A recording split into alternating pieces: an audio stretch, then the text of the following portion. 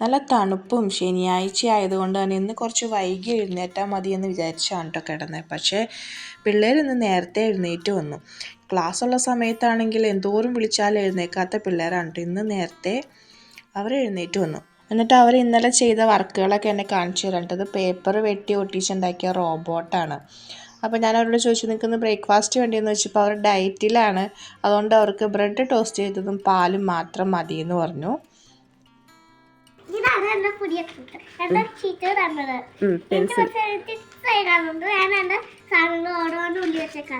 Pencil case, അതിനകത്ത് എല്ലാ സാമഗ്രികളും ഉണ്ട്. പെൻസിൽ കളേഴ്സ് ഉണ്ട്, പെൻസിലും ഉണ്ട്, എല്ലാം ഉണ്ട് ഇതില്. രണ്ട് റബ്ബേഴ്സ് ഉണ്ട്. ഒരെണ്ണം ഉണ്ട് എന്ന പെൻസിലിന്റെ റബ്ബർ, അതിന്റെ പെൻസിലിന്റെ റബ്ബർ. അതൊക്കെ രീതിയിൽ ഇട്ടിട്ടുണ്ട്.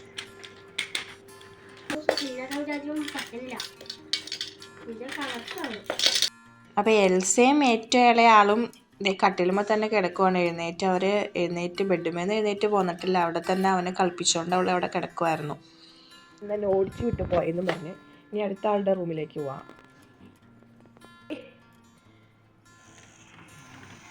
Good morning. എഴുന്നേക്കുന്ന ക്യാറ്റിസുണ്ട്.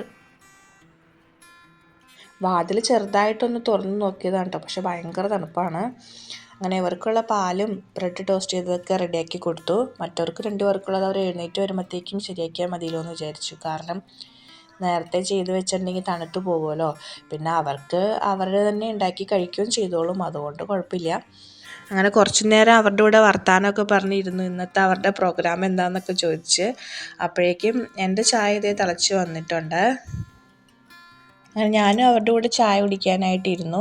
ഇനി അത് കഴിഞ്ഞിട്ട് വേണം ബാക്കി പരിപാടികളിലേക്ക് കിടക്കാനായിട്ട്. അപ്പോൾ ഞങ്ങളുടെ വീഡിയോ ഇഷ്ടപ്പെട്ടാൽ എല്ലാവരും ലൈക്ക് ചെയ്യുക, ഷെയർ ചെയ്യുക, സബ്സ്ക്രൈബ് ചെയ്യുക, കമൻറ്റ് ചെയ്യുക. ഇനി നമുക്ക് വേറൊരു വീഡിയോയിൽ കാണാം. എല്ലാവർക്കും ബൈ ബൈ.